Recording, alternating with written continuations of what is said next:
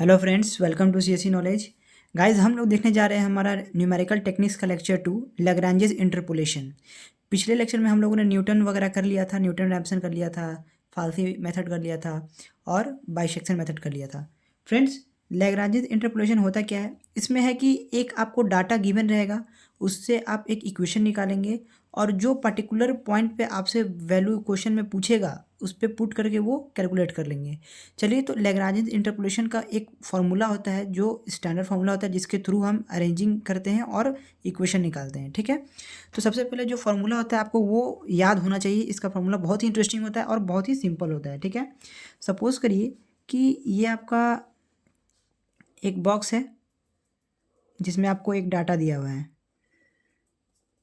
ठीक है, तो फ्रेंड्स ये हमारा डाटा है।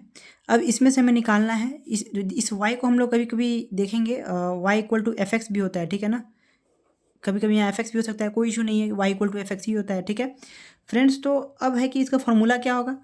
तो फॉर्मूला आपको बस याद कर लेना है, बस बाकी सॉल्व हो जाएगा। बस आपको चार डाटा ही जो आप देख रहे हैं ना, x0 x1 x2 x3 y0 y1 y2 y3, मतलब आपको चार वैल्यू ही मिलेगा एग्जाम में सॉल्व करने के लिए, और इसी के डाटा से फॉर्मूला को लिखना है और उसके बाद इक्वेशन ला देना है। ठीक है, इस चार से ज़्यादा नहीं आएगा लैग्रेंजेस अगर सॉल्व करने आएगा तो। ठीक है, तो इसका फॉर्मूला क्या होता है, देखिए मैं लिख रहा हूँ, आप इसका ट्रिक देखिएगा, ट्रिक क्या है। ठीक है, x minus x, x minus x, x minus x, 3 बार यहाँ लिखा और 3 बार यही चीज़ डिनोमिनेटर में लिखूंगा। ठीक है, एक्स माइनस एक्स मैं याद करवा रहा हूँ आपको। ठीक है ना, x minus x, x minus x, ये लिख दिया।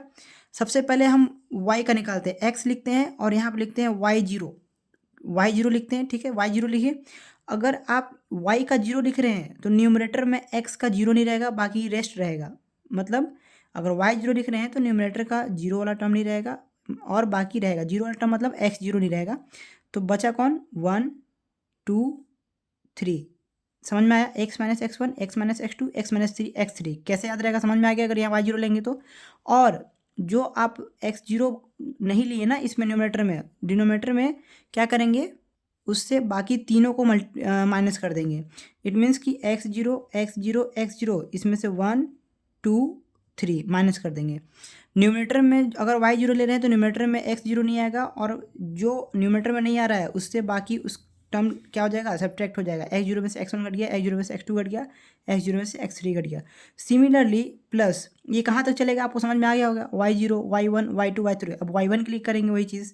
ठीक है, तो वही चीज़ लिख देंगे, x minus x, x minus x, x minus x, 3 बार यहाँ लिखें, 3 बार यहाँ लिखेंगे, x minus x, x minus x, x minus x. ये इंटरपोलेशन, ये लैग्रेंजेस इंटरपोलेशन का फॉर्मूला याद करने का बहुत ही अच्छा ट्रिक है। ठीक है, अब देखिए यहाँ पे y0 तो हो गया, अब बचा क्या, y1। 1 ले रहे हैं तो मैंने आपको बताया कि जो ले रहे हैं उसको न्यूमरेटर में छोड़ देंगे, तो x माइनस ये क्या हो जाएगा, x0 आएगा इस बार, x1 नहीं आएगा, 2 और 3 आएगा। और जिसमें से आप जो आप x का टर्म नहीं आ रहा है वो नीचे में बाकी सबसे माइनस कर दीजिए, तो क्या हो जाएगा, x0, यहाँ पे सबसे पहले x1 हो जाएगा, यहाँ भी x1 हो जाएगा, यहाँ भी x1 हो जाएगा। ठीक है, और क्या करेंगे, 0 2 3 इसको सब्ट्रैक्ट कर देंगे, सेम काम जो यहाँ पे किए। अब y2 का आप अपने से लिखिए, y2 के लिखने के लिए क्या करेंगे, वही सेम काम, x minus x, x minus x, x minus x, ये लिखे।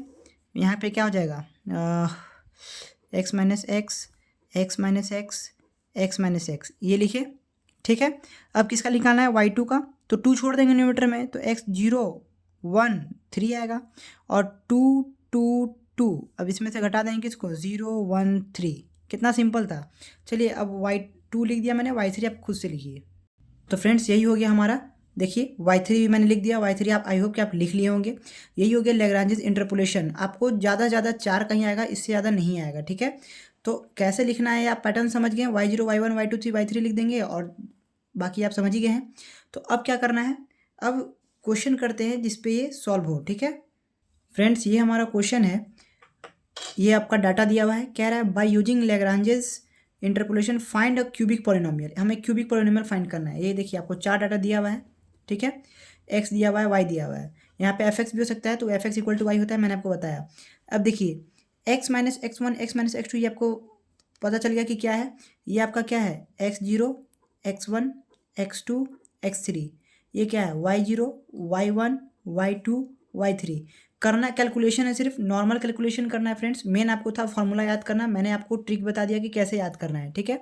मेन क्या है आपको, अब बेसिक कैलकुलेशन करना है और फिर सॉल्व हो जाएगा आपका। तो y इक्वल्स टू क्या हो जाएगा, देखिए x minus X one, x minus X one, x one क्या है आपका 1 है तो 1 लिख दिए। फिर है आपका x minus X two, X minus X two क्या है 2 है। फिर आपका x minus X three, X minus X three क्या है 3 है, क्लियर। अपॉन में X zero minus X one, X zero क्या है आपका 0 0 minus X one it means -1।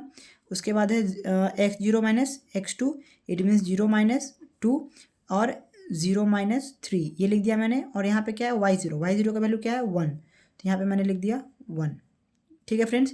Similarly आप क्या करेंगे, ऐसे ही लिखेंगे, यहाँ पे y1 आएगा, y1 का वैल्यू क्या रहेगा, y1 का वैल्यू 2 रहेगा तो यहाँ पे 2 रहेगा। फिर उसके बाद प्लस यहाँ पे ये सब वैल्यू रखेंगे, y2 क्या रहेगा 1 रहेगा। सिमिलरली प्लस ये आप यहाँ पे वैल्यू रखेंगे और y3 का वैल्यू क्या आएगा, y3 आपका 10 है, हाँ y3 10 है तो यहाँ पे 10 रहेगा। फ्रेंड्स तो जब आप इसको सॉल्व करेंगे, क्योंकि कैलकुलेशन है आपको पता है, अब x इंटू एक्स देख रहे हैं ना, आपको क्यूबिक पॉलिनोमियल बनाना है तो x into x x cube आएगा। आपको पता है कि पॉलिनोमियल क्यूबिक हर हाल में बनेगा क्योंकि एक्स क्यूब का फॉर्म आपको दिख रहा है। तो जब आप इसको सॉल्व करिएगा तो आपका जो वैल्यू है वो आपका आ जाएगा और आपका क्यूबिक पॉलिनोमियल ही निकलेगा। वैल्यू रहेगा इसका 2x cube minus 7x square plus 6x plus 1, ये आपका y का वैल्यू आएगा which is equal to f of x, ठीक है फ्रेंड्स। y बराबर आपका ये आ जाएगा, y और x में रिलेशन आ जाएगा ना तो x क्यूब आ जाएगा, पता है आपको। उसके बाद फ्रेंड्स अगर आपसे सपोज करिए, ये तो आपका हो गया क्वेश्चन सॉल्व, क्यूबिक पॉलिनोमियल आपको निकालने बोला, आपने क्यूबिक पॉलिनोमियल निकाल दिया। ये आपका क्या आया y और x के बीच में रिलेशन आया जहाँ x आपका क्यूबिक पॉलिनोमियल बन गया, ax cube plus bx square plus cx plus d, ठीक है। अब देखिए फ्रेंड्स, अगर आपको बोल देता कि इसी में लैग्रांजेस से बोलता कि f ऑफ 10 फाइंड करिए, f ऑफ 12 फाइंड करिए, ऐसे कुछ वैल्यू फाइंड करने बोल देता, तो आप क्या करते हैं, सबसे पहले लैग्रांजेस का ये फॉर्मूला लिख देते हैं। और अगर आपको f ऑफ 10 निकालने बोल रहा है तो यहाँ जो इक्वेशन आपका आएगा वहाँ f ऑफ x अगर ये आया है तो f ऑफ 10 क्या हो जाएगा, जहाँ पे x रहेगा वहाँ 10 रख देंगे तो हमारा f ऑफ 10 निकल जाएगा। जहाँ f ऑफ 12 बोलेगा वहाँ f ऑफ 12 रख देंगे। तो क्वेश्चन टफ नहीं है फ्रेंड्स, बहुत ही सिंपल आता है। लैग्रांजेस में मेन ये था कि आप ये स्ट्रक्चर कैसे याद करें वो मैंने आपको बता दिया, और वैल्यू पुट करेंगे सॉल्यूशन आपको मिलते जाएगा, ठीक है फ्रेंड्स। और एक बात, आपका एक क्वेश्चन नंबर 59 वर्कबुक में होगा, वो क्वेश्चन अगर आप जब देखेंगे तो उसमें f ऑफ 10 निकालने बोलेगा। तो उसमें क्या करेंगे, सबसे पहले ये स्ट्रक्चर लिख देंगे, ये वाला फॉर्मेट, और वहाँ पे x1 x2 x3 की वैल्यू डाल दिएगा। कैलकुलेट मत करिएगा पूरा, मतलब इक्वेशन मत लाइएगा क्योंकि आपसे यहाँ उस क्वेश्चन में आपसे क्यूबिक पॉलिनोमियल नहीं पूछा है, आपसे कुछ पॉलिनोमियल फाइंड करने नहीं बोला है, बस बोला है कि f ऑफ 10 फाइंड करिए। तो f ऑफ 10 फाइंड करने के लिए पता है क्या करेंगे, सबसे ईजिली कि आप ये इस पैटर्न में चारों को लिख देंगे, y0 y1 y2 y3 और x1 x0 इस सब की वैल्यू पुट कर देंगे इस डाटा से। x0 पता है आपको क्या है, x1 क्या है, y0 क्या है, y1 क्या है, ये सब आपको पता है। उसके बाद क्या करेंगे ना फ्रेंड्स कि जैसे ही आपको y में ये चारों लिख दीजिएगा ना, उसके बाद आप डायरेक्ट कर दीजिएगा कि f ऑफ 10, क्योंकि y बराबर क्या होता है f ऑफ x, आपको पता है ना, y बराबर f ऑफ x होता है, हमें f ऑफ 10 निकालना है। तो f ऑफ 10 होना, जहाँ जहाँ f ऑफ 10 निकालने के लिए जहाँ जहाँ x होगा वहाँ पे आप 10 रख दीजिएगा और सॉल्व कर लीजिएगा, आपका f ऑफ 10 इजीली निकल जाएगा। पूरा आपको सॉल्व करके ये लाने की भी ज़रूरत नहीं है जब आपसे क्यूबिक पॉलिनोमियल या फिर कोई पॉलिनोमियल डिराइव करने के लिए नहीं बोला है, ठीक है ना। तो इस बात का ध्यान रखिएगा कि कॉम्प्लिकेटेड नहीं करना है, हमें अपना टाइम सेव करना है, कैलकुलेटर का यूज करके जल्दी से जल्दी क्वेश्चन को सॉल्व करना है, ठीक है। तो यहाँ पर आपका लैग्रांजेस इंटरपोलेशन ओवर होता है। चलिए अब हम बढ़ते हैं अपने नेक्स्ट टॉपिक की ओर। तो फ्रेंड्स देखते हैं हम लोग न्यूटन्स डिवाइडेड डिफरेंस, इसको डायरेक्टली हम लोग क्वेश्चन से समझेंगे कि इसमें क्वेश्चन आएगा तो सॉल्व कैसे करेंगे, ठीक है। क्वेश्चन बिल्कुल इसी पैटर्न पर रहेगा। Estimate the number of students who obtain marks between 40 and 45 by Newton divide difference, और ये आपका डाटा दिया हुआ है, ठीक है फ्रेंड्स। मार्क्स दिया हुआ है, नंबर ऑफ स्टूडेंट दिया हुआ है और ये डाटा हो गया आपका गिवन। पूछा क्या है आपसे कि मार्क्स ऑब्टेन बिटवीन 40 एंड 45, तो हम लोग डायरेक्ट देखेंगे कि इसका प्रोसेस क्या होता है सॉल्व करने का, बस वो प्रोसेस देखेंगे और सॉल्व करते जाएंगे, एकदम इसको माइंड में रख लेना है प्रोसेस, ठीक है, कि कैसे सॉल्व कर रहे हैं। देखिए सबसे पहले आप जैसे ही इस क्वेश्चन को आए आप एक बॉक्स बनाइए, एक बॉक्स बनाएं, ठीक है। उसमें आपको देना है x दूसरा देना है एफ एक्स, एक्स हो गया ये आपका, ये हो गया एफ एक्स जिसको आप वाई भी कहते हैं, ठीक है। ये हो गया एफ एक्स, फिर हो गया आपका डेल एफ ऑफ एक्स, उसके बाद हो गया डेल स्क्वायर एफ एक्स, उसके बाद हो गया आपका डेल क्यूब एफ एक्स, उसके बाद हो गया डेल 4f(x). कितना चलना है फ्रेंड्स, आपको ये पता कैसे चलेगा? तो ये हो गया आपका, देखिए कितना चलना है step, x0 x1 x2 x3 x4। तो ये हो गया fx0 fx1 fx2 fx3 fx4, मतलब पावर 4 तक चलना है जितना आपका चल रहा है, ठीक है। उसके बाद देखिए क्या करना है, जो डाटा दिया हुआ है उसको लिखेंगे, उसके अकॉर्डिंग सॉल्व करेंगे। फ्रेंड्स यहाँ दो चीज़ आएगा, देखिए क्या, इसका नाम क्या है, न्यूटन डिवाइड एंड डिफरेंस। इसमें दो चीज़ आएगा, यानी एक डिवाइड आएगा एक डिफरेंस आएगा। बस आपको यही ध्यान में रखना है कि कब डिफरेंस कैसे करके कैसे नेक्स्ट वैल्यू निकालेंगे और कब डिवाइड कर देंगे, ठीक है। मेन यही है इसमें। सबसे पहले देखिए एक्स आपका जो डाटा दिया हुआ है 30 से 40 है ना, तो ये आपका आगे वाला वैल्यू लिखिए 40 लिखिए, फिर कहाँ तक जा रहा है 50 तक, ये हो गया 50, ये हो गया 60, फिर हो गया 70, फिर हो गया आपका 80, ये हो गया। अब यहाँ पे है एफ ऑफ एक्स, कि आपका एफ ऑफ एक्स कैसे निकलेगा। तो एफ ऑफ एक्स जो है वो आपका नंबर ऑफ स्टूडेंट्स है। तो 30 से 40 के बीच में आपका नंबर ऑफ स्टूडेंट्स कितना है 31, तो 30 से 40 के बीच आ गया आपका 31। फिर अंडर 50 कितना है, इसका मतलब हो रहा है कि अंडर 40 के अंदर कितना है 31। उसके बाद है अंडर 50, अंडर 50 कौन है 31 + 42, 50 के नीचे जितना भी सब, तो 31 भी तो है क्योंकि 50 के नीचे आ रहा है, तो 31 + 42 कितना हो जाएगा, आप कैलकुलेटर से ऐड करिए तो आई थिंक 73 हो जाएगा ये। उसके बाद क्या करेंगे, आपको पता है कि अब 60 से नीचे कितना हो जाएगा, यही एफ ऑफ एक्स है जो बताता है कि नंबर ऑफ स्टूडेंट्स 40 तक 50 तक 60 तक 70 तक, ठीक है ना। तो अप टू 60 कितना हो जाएगा 51 + 42 + 31, इट मीन्स 124। उसके बाद फिर 70 से नीचे 35 को भी ऐड कर दीजिए, कितना हो जाएगा 159। उसके बाद जब 31 को ऐड करिएगा तो हो जाएगा 190, ठीक है फ्रेंड्स। अब जो ये आप सॉल्व करना शुरू करिएगा तो आप देखिएगा कि यहाँ से वैल्यू घटता हुआ आएगा, ठीक है ना। जैसे कि यहाँ पे जो वैल्यू है कितना है, मतलब ये एक ट्रिक है समझिए। यहाँ से 5 होगा, फिर यहाँ 4 होगा, फिर यहाँ 3 होगा, फिर यहाँ 2 होगा, फिर यहाँ 1 बचेगा वैल्यू। कैसे, मतलब वैल्यू छोटा करते जाते हैं, देखिए कैसे डिवाइड करते जाइए, वैल्यू छोटा करते जाइए, ठीक है। कैसे देखिए, सबसे पहला जो पहला डेल ऑफ एफ एक्स निकालते हैं, 73 में से माइनस करते एकदम स्टेप ध्यान में एकदम माइंड में रख लीजिए। 73 में से 31 को माइनस करिए, उसके बाद इसमें से इससे माइनस करिए, क्योंकि इसका नाम ही है न्यूटन्स डिवाइड एंड डिफरेंस करिए, उसके बाद डिवाइड कर दीजिए। तो 73 में से 31 को घटाइए, ठीक है, उसको लिखिए। 50 में से 40 को घटाइए, उसको डिनोमीटर में लिखिए और डिवाइड कर दीजिए।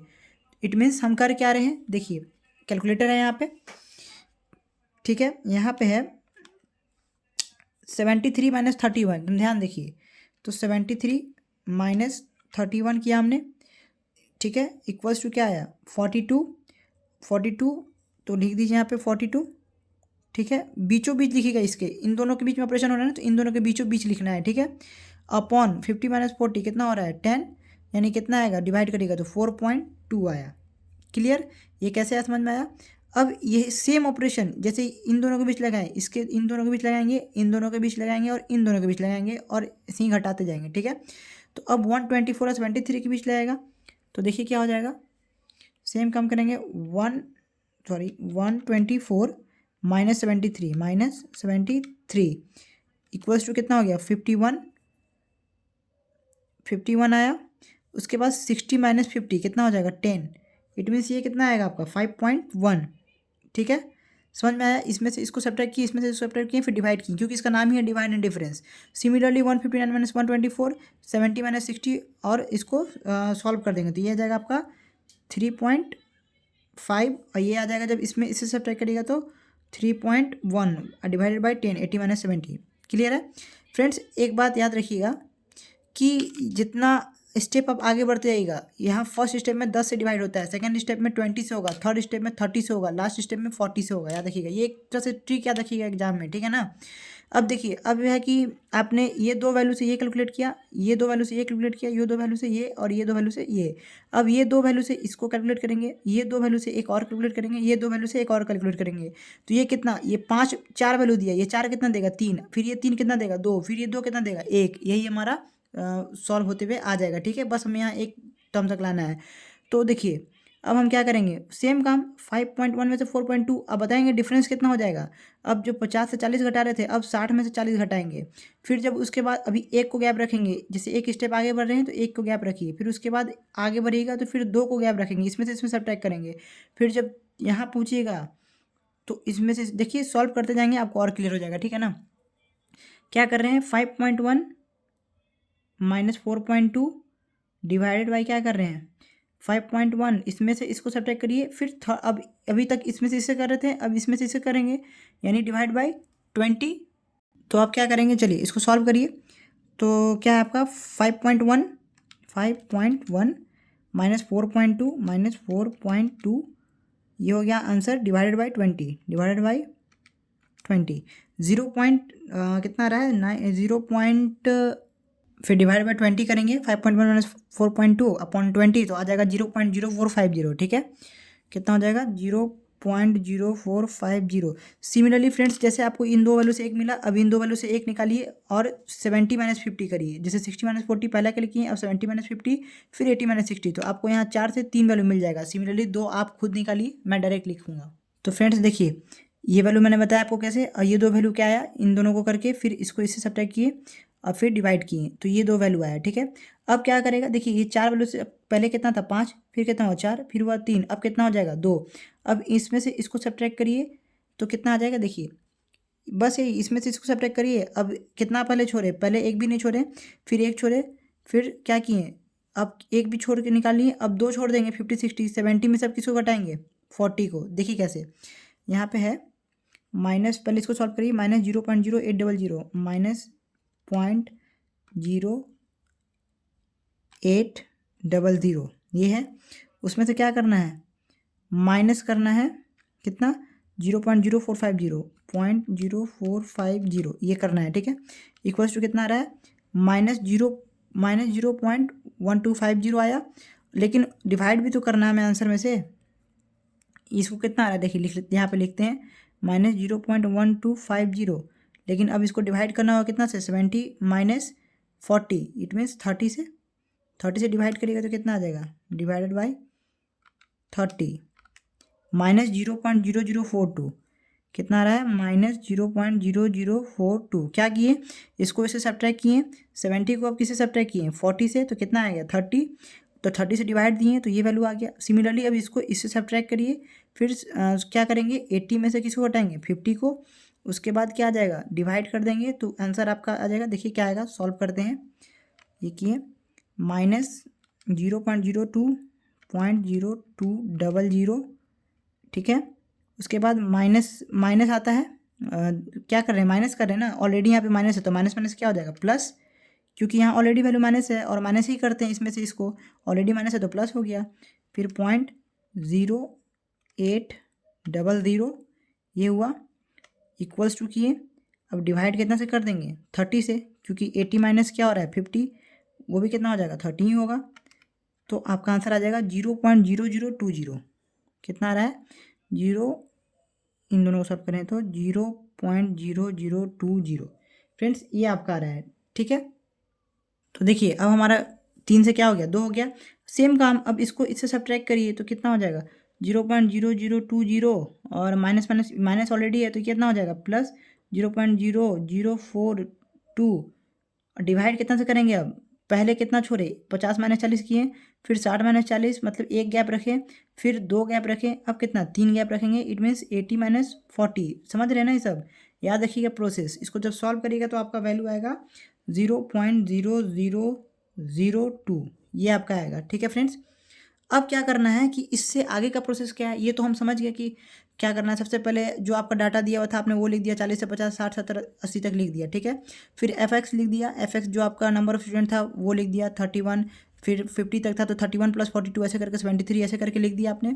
उसके बाद एफ एक्स में क्या किया, क्योंकि न्यूटन डिवाइड एंड डिफरेंस कहता ही है कि डिफरेंस प्लस डिवाइड, तो डिफरेंस किया इसको इससे, फिर इसको इससे और डिवाइड कर दिया, तो 42/50 - 40 10, तो 4.2। सिमिलरली हमने 5 से 4 वैल्यू निकाला, फिर 4 से फिर वही काम किया, 5.1 - 4.2।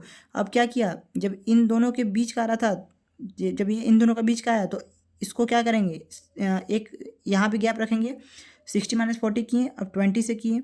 उसके बाद 5 से 4 मिला, 4 से 3 मिला, 3 से 2 मिला और 2 से 1 मिला। याद रखिएगा कि पहला में एक स्टेप में 50 - 40, दूसरा में फिर 60 - 40 वाला स्टेप चलते हैं, फिर यहाँ से यहाँ चलते हैं, फिर 80 to 60 चलते हैं। उसके बाद क्या करते हैं कि 70 से 40 चलते हैं, फिर उसके बाद 80 से 50 चलते हैं, ठीक है। ऐसे ही करके सॉल्व कर देते हैं और लास्ट वाला में 82 डायरेक्ट -40, मतलब तीनों छोड़ देते हैं जब यहाँ सिंगल वैल्यू आता है। तो बस ये इसका ट्रिक था।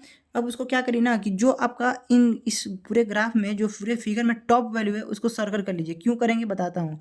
ये 31 है, इसके टॉप में ये 4.2 है, सिर्फ हमें इसी का काम है बस, और किसी का नहीं। 0.0450 और इसके टॉप में ये है -0.0042 और ये तो एक सिंगल ही है। इसको मैंने सर्कल क्यों किया है, क्योंकि जो अभी आगे आने वाला फॉर्मूला है ना, उसमें सिर्फ इसी वैल्यू का यूज़ है और किसी का नहीं है, ठीक है। तो देखिए हमारा जो फॉर्मूला होता है अब वो होता है, एकदम ध्यान से देखिए, y = f(x0) plus x - x0 del f(x0) plus x - x0 x - x1, फिर है डेल स्क्वायर fx। उसके बाद प्लस, आपको समझ में आ रहा होगा कि पैटर्न कौन सा चल रहा है। पहला में क्या है, x - x, पहले है तो f(x0) है ये वाला, उसके बाद क्या है x - x0, उसके बाद डेल f(x0), उसके बाद x - x0, फिर x - x1, फिर अब क्या आएगा x - x2, ऐसा चलता जाएगा स्टेप। ये आएगा x - x0, x - x1, x - x2, ये आएगा ना। उसके बाद यहाँ पर क्यूब आ जाएगा fx। एक स्टेप और चलना है क्योंकि हमारा डेल की पावर 4 तक है ना। तो अब यहाँ पे चलिएगा, देखिए प्लस फिर से x - x0, x - x1, x - x2, x - x3 और ये क्या हो जाएगा, डेल की पावर 4 fx। यही है ना, यहीं तक है हमारा, डेल की पावर 4 x तक है। तो अब देखिए वैल्यू कैसे पुट करना है ये आपको कैसे समझ में आएगा। तो f(x0) तो सिंपल पहला क्या है 31, तो इसको 31 रख दिए, प्लस x - x0, x यहाँ पे वो वैल्यू है आपको जो पूछा है क्वेश्चन में आपसे, मतलब obtain marks the number of student. देखिए क्वेश्चन है आपका, the number of student who obtain marks between 40 and 45, 40 and 45। तो यहाँ पे x जो आपका हो गया वो बड़ा वाला वैल्यू यानी 45 हो गया, ठीक है। और x0, ठीक है। अब x0 x1 आपको कहाँ से मिलेगा, क्वेश्चन से, x0 x1 x2 x3 x4। तो x0 क्या हो गया आपका 40, और आपने क्या निकाला है, डेल ऑफ f(x0) कितना निकाला है 4.2, तो ये कितना हो जाएगा 4.2। समझ में आ रहा है ना कैसे यूज़ कर रहे हैं। देखिए यहाँ पे अच्छे से, सबसे पहले आपका जो y = f(x0) हुआ वो कितना है 31, तो 31 लिख दिया। उसके बाद आया डेल ऑफ, यहाँ पे आया फिर x - x0, x वो वैल्यू है जो आपको क्वेश्चन में गिवन है, 40 and 45 है बिटवीन, तो 45 ले लेंगे बड़े वैल्यू को। 45 - x0 आपका कितना है क्वेश्चन में गिवन है, x0 आपका 40, ये हो गया x1 50, x2 हो गया 60, x3 70, x4 80। सिमिलरली हम क्या करेंगे, वैल्यू पुट करते जाएंगे। चलिए पुट कर देते हैं, आप सॉल्व खुद करेंगे, ठीक है। डेल है, अब है आपका ये हमने पुट कर दिया डेल f(x0), ठीक है। यहाँ पे वैल्यू कितना है 4.2, तो 4.2 रख दिए। अब है x - x0, it means 45 minus x0 का वैल्यू कितना है आपका 45। यहाँ पे x0 हो गया ना, वापस से यहाँ पे x0 है, तो वापस से 45 - 40 और x - x1, x 45 ही रहेगा, x1 अब आपका कितना हो जाएगा 50 हो जाएगा, तो 50 हो गया। और डेल स्क्वायर एफ एक्स का वैल्यू 0.0450, जो टॉप पे होता है वही हो जाता है, ठीक है 0.0450। इसलिए मैंने सर्कल किया ताकि आपको समझने में दिक्कत ना हो, ठीक है फ्रेंड्स। तो यहाँ तक हम सॉल्व कर चुके हैं। अब ये वैल्यू लिखना है और ये वैल्यू लिखना है। सिमिलरली क्या करेंगे, x के प्लेस पे 45, x0 आपका 40, फिर आपका जो x - x1 फिर से 45 - 50, फिर से x - x1 45 माइनस, अब x2 आ गया, x2 का वैल्यू कितना है 60 है, क्योंकि 50 हो गया। यहाँ पे देखिए x2 ये हो गया 60, ठीक है। उसके बाद कहाँ पे पहुँचे हम लोग, ये हो गया आपका x माइनस एक्स टू। अब डेल क्यूब एफ एक्स का टॉप वैल्यू कितना है, -0.042, तो -0.0042 ये हो गया। अब उसके बाद प्लस करके क्या करेंगे, ये वाला वैल्यू पुट करेंगे। तो यहाँ पे x माइनस, मैं डायरेक्ट लिख रहा हूँ लास्ट वाला, x माइनस एक्स थ्री क्या हो जाएगा 45 माइनस एक्स थ्री आपका कितना है 70, तो ये 70 तक जाएगा। और डेल की पावर 4 ऐसा वैल्यू कितना है 0.0002, और यहाँ पे x minus X one x minus zero x minus X one x minus two रहेगा, ठीक है, प्लस में। तो फ्रेंड्स उसके बाद हम क्या करेंगे, सब्ट्रैक्ट करेंगे, कैलकुलेटर का यूज करेंगे, डायरेक्टली हमारा आंसर आ जाएगा। और जो हमारा डायरेक्टली आंसर आएगा वो आपका होगा 47.4250, डायरेक्ट ये आंसर होगा इसका, ठीक है। तो मेन ये कॉन्सेप्ट समझना था डिवाइड एंड डिफरेंस का, कि इसमें डिवाइड एंड डिफरेंस न्यूटन का नाम ही है, न्यूटन डिवाइड एंड डिफरेंस। तो क्या होगा, डिफरेंस होगा इसका इसका इसका इसका, फिर डिवाइड हो जाएगा। इसी तरह मैंने आपको पूरा प्रोसेस समझा दिया। डिवाइड एंड डिफरेंस हमारा यहाँ पे समाप्त होता है, ठीक है फ्रेंड्स। तो अब हमारा है solution of system of equation, ये हमारा नया टॉपिक है। इसमें हमें दो पढ़ना है, एक गॉस एलिमिनेशन और एक क्या पढ़ना है, गॉस सीडल मेथड, ठीक है। तो पहले हम गॉस एलिमिनेशन मेथड समझते हैं, डायरेक्टली हम इससे क्वेश्चन से समझ जाएंगे कि क्या होता है, ठीक है। तो आपका क्वेश्चन नंबर 54 आता है। 54 में एक क्वेश्चन है, जो क्वेश्चन है आपका, देखिए क्या है, कह रहा है कि solve the equation by Gauss elimination method, ठीक है। गॉस एलिमिनेशन डायरेक्टली आपको बोलेगा कि गॉस एलिमिनेशन से सॉल्व करो, आपको इक्वेशन दिया रहेगा। क्या इक्वेशन, सपोज करिए इक्वेशन है आपका x plus Y plus Z equals to 3। दूसरा है आपका मान लीजिए 2x minus Y plus 3z equals to 16, और 3x plus Y minus Z equals to -3। ये पैटर्न फॉलो करता है इसका मैट्रिक्स का, A ratio B equals to, ये हो गया आपका कैपिटल X, जहाँ X होता है आपका स्मॉल में एक्स वाई जेड, मतलब समझाने के लिए, अभी सॉल्व करेंगे तो क्लियर होगा। और ए जो है आपका, ये जो वेरिएबल्स होता है ना एक्स वाई जेड, उसका कॉफिशिएंट का वैल्यू है। और बी जो है ये कांस्टेंट को रिप्रेजेंट करता है। बी यहाँ पे 316 -3 को रिप्रेजेंट कर रहा है, ए आपको इस एक्स वाई जेड के कॉफिशिएंट को बता रहा है, ठीक है। कंपेयर करेंगे जब आपको बताएंगे। तो फ्रेंड्स चलिए सबसे पहले क्या करिए, इसका कॉफिशिएंट लिखिए, इसका एक मैट्रिक्स बनाइए, क्या क्या है 1 1 1 1 1 1, ये एक्स वाई जेड का मैंने लिख लिया। 2 -1 3, ये कैसे लिख रहे हैं, एक्स का कोफिशिएंट 1, वाई का कोफिशिएंट 1, जेड का कोफिशिएंट 1। एक्स का यहाँ पे 2, वाई का यहाँ पे -1, जेड का यहाँ पे 3। अब यहाँ पे कितना है 3 1 -1, ये लिख दिया। उसके बाद क्या करेंगे, उसके बाद देखिए फॉर्मेट कैसा है, ये कॉलम आता है ना बीच में, तो यहाँ बीच में क्या करिए कॉलम दे दीजिए, ताकि ये पता चले कि इसके जो बाद वाला है वो क्या है, कॉफिशिएंट का पार्ट है, बी है 3 16 -3, ये दे दिया हमने। ये हमारा मैट्रिक्स बन गया ए रेशियो बी, कुछ भी कहिए, ठीक है। तो उसके बाद देखिए अब हम इसमें, इसको कहते हैं क्या आपको पता है, इसको कहते हैं आर्ग्यूमेंटेड मैट्रिक्स। हो सकता है आपके ऑब्जेक्टिव में आ जाए कि ये किस फॉर्म का होता है, तो ये होता है आर्ग्यूमेंटेड मैट्रिक्स, ठीक है फ्रेंड्स। अब इसमें करते क्या है, गॉस एलिमिनेशन मेथड में हम अपर ट्रायंगुलर मैट्रिक्स बनाते हैं यूजिंग रॉ ऑपरेशन। ये बहुत ही ध्यान रखिएगा, ऑब्जेक्टिव में आएगा कि गॉस एलिमिनेशन मेथड में हम क्या करते हैं, तो हम इसको अपर ट्रायंगुलर मैट्रिक्स बनाते हैं by using raw operations only. सिर्फ रॉ ऑपरेशन आप यूज़ कर सकते हैं इसको अपर ट्रायंगुलर मैट्रिक्स बनाने के लिए। अब आप पूछेंगे कि अपर ट्रायंगुलर मैट्रिक्स क्या होता है, तो डायगोनल के नीचे जितने भी एलिमेंट हो, डायगोनल एलिमेंट के नीचे जितने भी एलिमेंट हो, अगर वो जीरो हो जाए तो आपका वो अपर ट्रायंगुलर मैट्रिक्स कहलाता है। डायगोनल एलिमेंट कहने का मतलब, डायगोनली चलिए यहाँ से ये A11 A22 A33, तो इसके नीचे जो भी एलिमेंट्स है अगर वो जीरो हो गए तो वो अपर ट्रायंगुलर मैट्रिक्स बन जाता है। क्लियर है।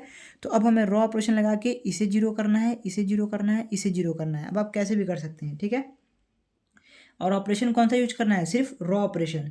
तो बस आप इसको रॉ ऑपरेशन लगाइएगा तो आपका सॉल्व हो जाएगा। सबसे पहले क्या करते हैं, इसको जीरो बनाने के लिए, ये तो ऑलरेडी 1 है, इसको जीरो करना है।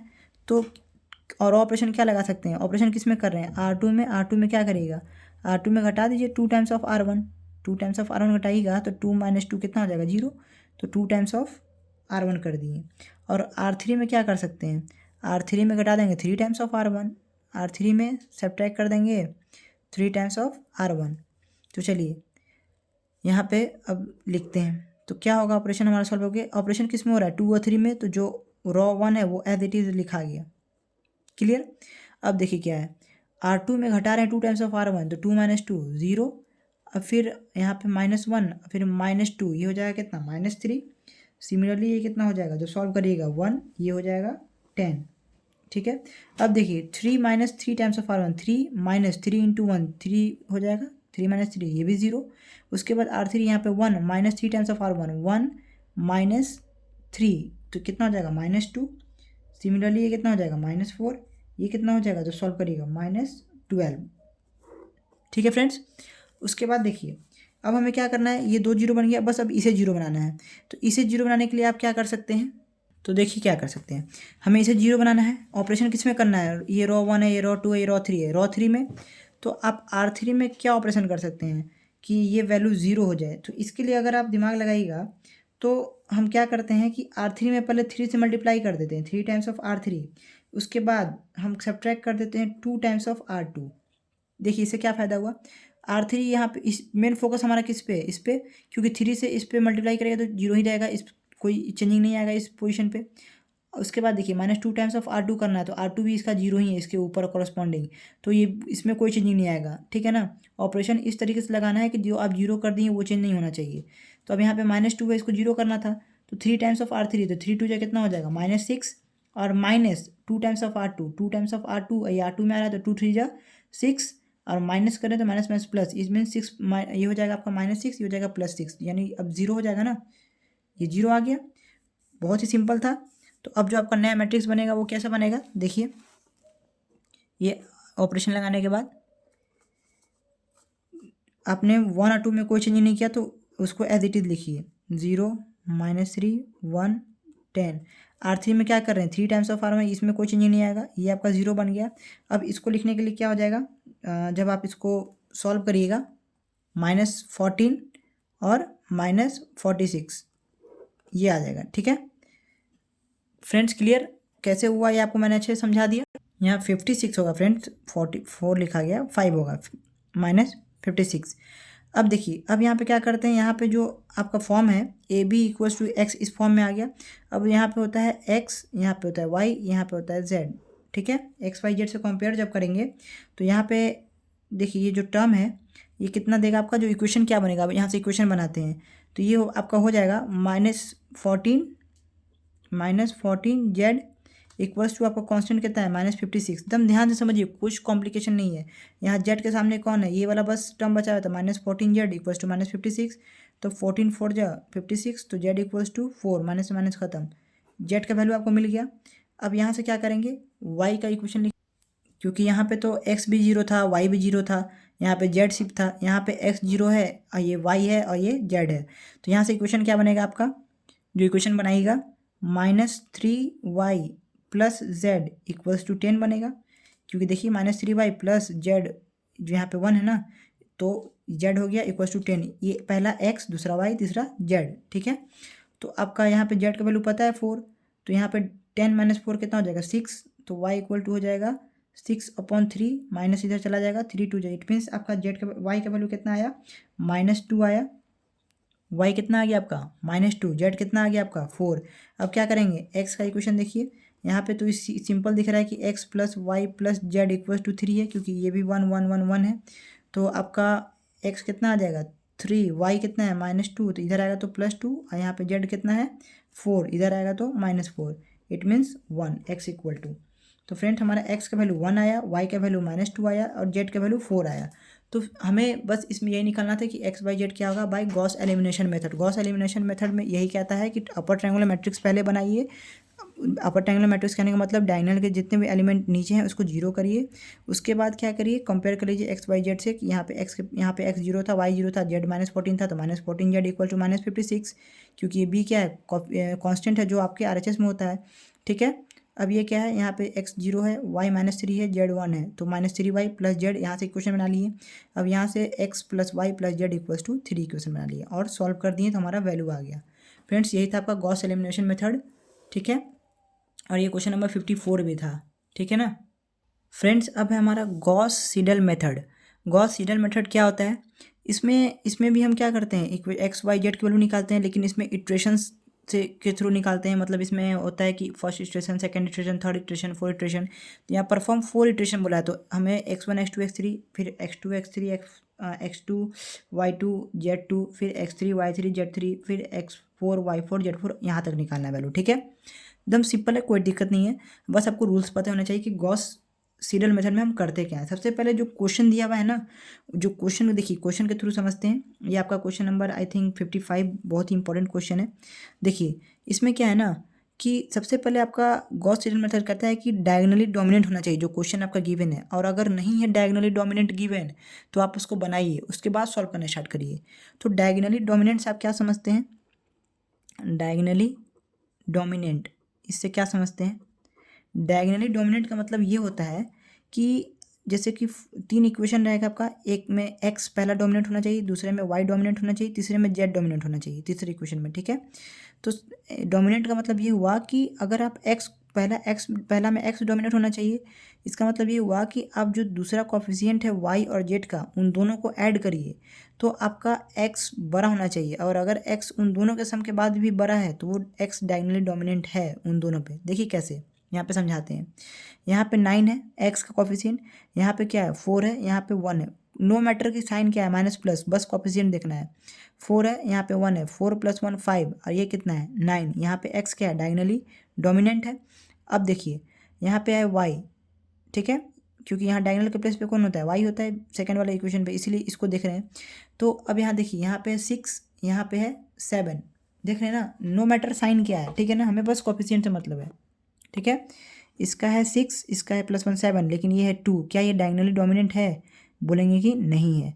तो चलिए अब इसका इसमें चेक करते हैं कि क्या इस इक्वेशन में ये डायगोनली डोमिनेंट है y। तो यहाँ पे है 0, यहाँ पे है 1, और ये कितना है 6, तो यानी ये हमारा बड़ा है, ये हमारा y यहाँ पर डायगोनली डोमिनेंट है, तो इसको चेंज कर देंगे, रिवर्स कर देंगे, इसको सेकंड में शिफ्ट कर दीजिए, इसको इधर शिफ्ट कर दीजिए, ठीक है। तो जो आपका नया क्वेश्चन बनेगा 9x + 4y + z = -17 हो गया। अब ये ऊपर शिफ्ट हो जाएगा, x + 6y + 0z क्यों लिखें, क्योंकि यहाँ पे कुछ नहीं था, बस x + 6y = 4 था, तो 0 अपने से लिख दिए, 0 में कुछ ही मल्टीप्लाई करें 0 रहेगा, = 4। अब क्या यहाँ पे ये जो z आप नीचे करें वो भी डायगोनली डोमिनेंट होना चाहिए। तो यहाँ पे कितना है 6, ये कितना है 2 और 1, 2 1 और 2 कितना हो गया 3, और ये 6 है, तो यानी z भी क्या है आपका डायगोनली डोमिनेंट हो गया। तो x - 2y - 6z = क्या हो गया 14। अब ये हमारा क्या है डायगोनली डोमिनेंट है। अब हम इससे सॉल्व कर सकते हैं। अब बस जान लीजिए कि इसका प्रोसेस क्या होता है, आप सॉल्व करना शुरू कर दीजिए। तो सबसे पहले इसका प्रोसेस ये होता है कि आप x को इधर रखिए, बाकी सारे टर्म को उधर भेज दीजिए। ये इक्वेशन 1 है, ये 2 है, ये 3 है, ठीक है। तो पहला से x, दूसरा से y, तीसरा से z निकालिए, ठीक है ना, जो आप डायगोनली डोमिनेंट किए उसी से, ठीक है। तो x का वैल्यू फर्स्ट से क्या आ जाएगा -17 - 4y - z, ये आ जाएगा, अपॉन में क्या आ जाएगा ये 9, ये हो गया आपका x, ठीक है। y यहाँ से क्या निकलेगा, y यहाँ से निकालिए, क्या हो जाएगा 4 - x अपॉन 6, ये आपका 0 है, तो 4 - x अपॉन 6 y निकल गया। यहाँ से z कैलकुलेट करिएगा, तो z का वैल्यू कितना आ जाएगा, ये -6z है तो इसको इधर ले आइए, बाकी को उधर ही रखिए। तो x ये 14 उधर चला जाएगा, तो -14 + x -2y अपॉन 6, यही हो जाएगा -14, या फिर आप इसको, चलिए ये सही है, ये हो गया आपका z का वैल्यू, ठीक है फ्रेंड्स। अब क्या करिए, आप इटरेशन निकालना शुरू करिए। फर्स्ट इटरेशन देखिए कैसे निकलता है, लिखेंगे फर्स्ट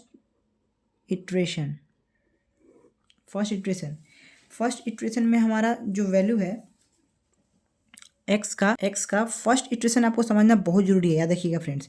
सबसे पहले हम क्या निकालते हैं फर्स्ट इटरेशन में x1 y1 z1, ठीक है, एकदम ध्यान से देखिए, ये समझ गए तो पूरा समझ जाइएगा। फर्स्ट इटरेशन में आपको x1 निकालना है ना, तो इस x का वैल्यू देखिए, इसमें आपको ना y पता है ना z पता है, नीचे मत चले जाइएगा, आप यहाँ से सॉल्व करना स्टार्ट करिए। ये मत देखिए कि y = ये है तो ये रख देंगे, नहीं, ये सीरियल मेथड में ये होता है कि इनिशियली जब आपका पहला इटरेशन है तो अगर आपका x क्या है x बराबर ये इक्वेशन आपका आया है यहाँ से, तो क्या करिए कि y और z को 0 मानिए, नीचे डाटा नहीं जाना है, ठीक है ना, वो अलग है, y = 0 z = 0 मानिए, और यहाँ पे x1 के बाद x1 का फर्स्ट इटरेशन में x1 निकालिए, तो -17 में 9 आ जाएगा, ये क्या आ गया -17/9, ये फर्स्ट इटरेशन आ गया। जब इसको सॉल्व करिएगा तो आपका आ जाएगा -1.8889 आ जाएगा, ठीक है। अब ये किसका वैल्यू आया, x1 का वैल्यू आया। अब फ्रेंड्स याद रखिए कि जब आप y निकालिएगा तो अब यहाँ पे ये डाटा आप यूज कर सकते हैं जो आपका आया है, ठीक है। अब ये यूज कर सकते हैं, करेंट यूज कर सकते हैं जो आया, ये इनिशियली आप नहीं यूज कर सकते थे, लेकिन अब जो आपका एक्स का वैल्यू आया यहाँ पे पुट कर सकते हैं, ठीक है। तो ये क्या हो जाएगा, 4 माइनस एक्स आपका कितना आया है, ये माइनस माइनस कितना हो जाएगा, प्लस 1.8889 अपॉन ये कितना है 6। इसको सॉल्व करिएगा तो आपका वैल्यू कुछ आ जाएगा। सपोज करिए आपका वैल्यू आता है 6 4 1 5, यानी आपका 0 ही में आएगा, 0.9815 ये आया।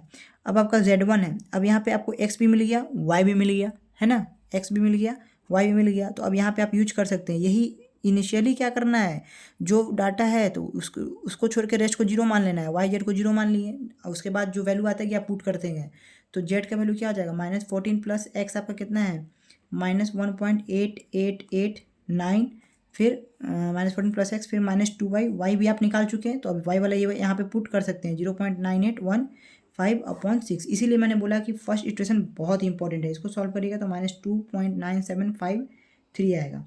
तो फ्रेंड्स ये हमारा निकल गया फर्स्ट इटरेशन, ठीक है। सिमिलरली क्या करेंगे, हम सेकेंड इटरेशन निकालेंगे, ठीक है, सेकेंड इटरेशन सिमिलरली निकालेंगे।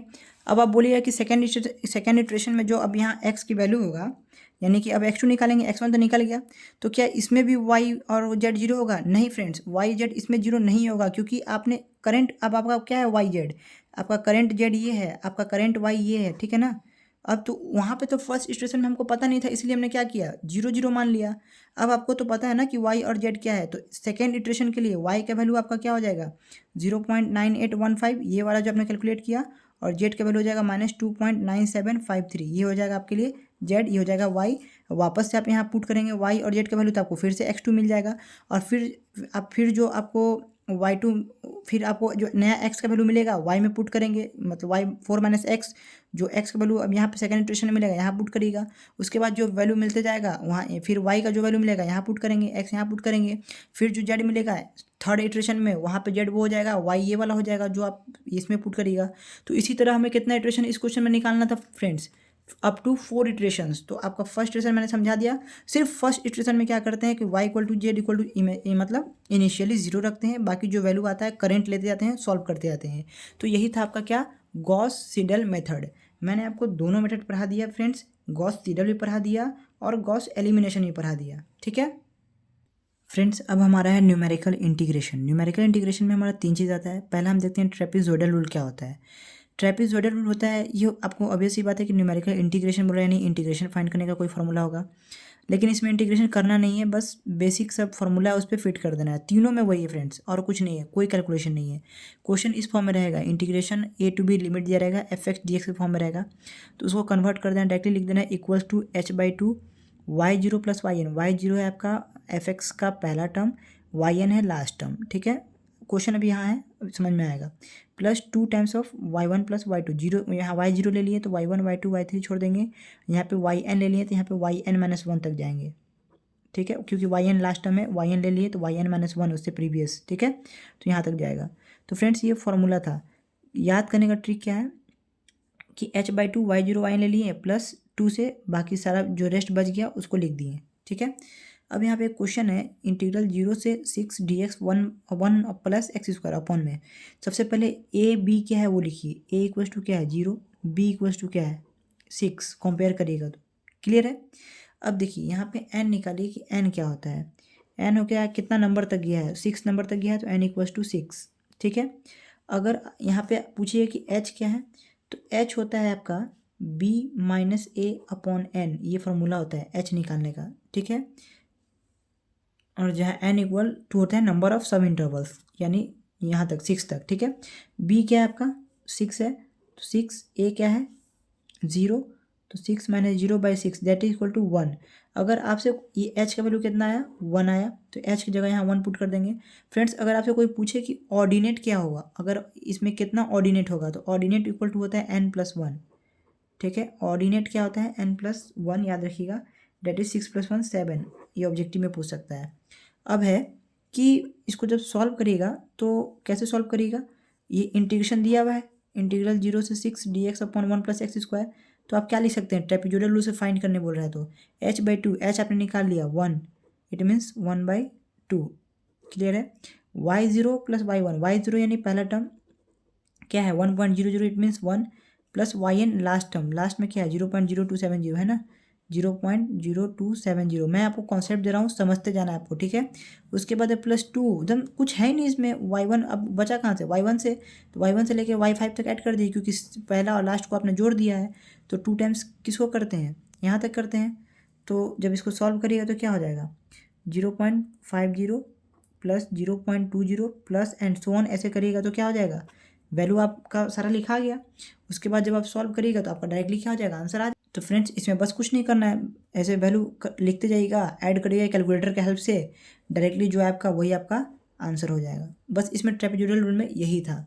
अब हमारा दो चीज़ है, एक है सिम्पसन 1/3 रूल और सिम्पसन 3/8।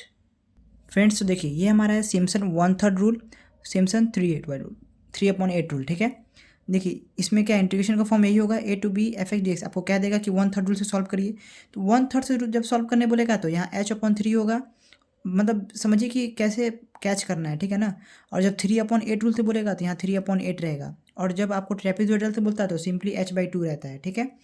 अब y0 प्लस yn दोनों में फर्स्ट टर्म, मतलब इनिशियली 0 से स्टार्ट होता है, y0 y1 y2, तो y0 और yn लास्ट टर्म, तो y0 प्लस yn का सम, y0 प्लस yn का सम तीनों में रहेगा, ठीक है।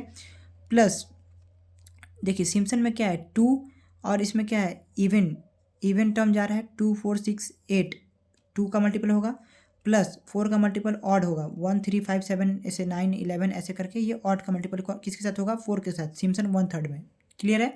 और 2 किसके साथ होगा, इवन के साथ। ये दोनों 2 और 4 इवन है, याद रखिएगा। अगर सिम्पसन में कोई पूछ दे, ये आपके ऑब्जेक्टिव में भी है कि कैसा पैटर्न चलता है, तो ये इवन वाला जो होता है रिप्रेजेंट करता है वाई वाले को, ठीक है। तो बस बेसिकली ये समझिए कि आपका इवन के साथ 2 रहता है और ऑड के साथ 4 रहता है प्लस में, ठीक है, प्लस प्लस, क्लियर है। यही आपका था सिम्पसन 1/3 रूल।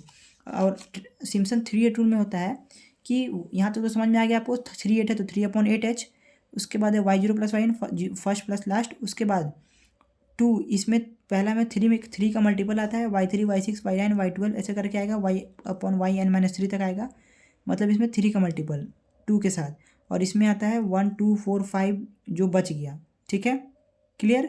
बस 3 का मल्टीपल इसके साथ आ जाता है 2 के साथ 3/8 रूल में। यही था आपका सिम्पसन 1/3 रूल और सिम्पसन 3/8 रूल, एकदम सेम आपका ये क्वेश्चन रहेगा। देखिए यही क्वेश्चन रहता है, सपोज करिए x आपका दिया था fx, ये आपका क्या है, यहाँ आपका है ये y0 y1 y2 y3 y4 y5 y6 ऐसे करके है, ठीक है। तो यही आपका वैल्यू रहता, और यहाँ पे आप रखते जाएंगे, ये आपका y0 हो गया, yn क्या है y6 है लास्ट वैल्यू, तो yn रख देते हैं, प्लस y2 y4 y6 आपको दिख रहा है जो इवन है और जो ऑड है। तो बस फ्रेंड्स आपको ये पैटर्न याद करना है, ये रूल याद रखना है, और इससे आपको डायरेक्टली सॉल्व हो जाएगा। तो आपका न्यूमेरिकल टेक्निक यहाँ पूरी तरह से एंड होता है, और आई होप कि ये चैप्टर आपको बहुत ही अच्छे समझ में आओ। तो फ्रेंड्स इस चैनल को लाइक करिए, सब्सक्राइब करिए, और अपने ग्रुप्स में फ्रेंड्स के साथ सब जगह शेयर करिए, ठीक है फ्रेंड्स, थैंक यू।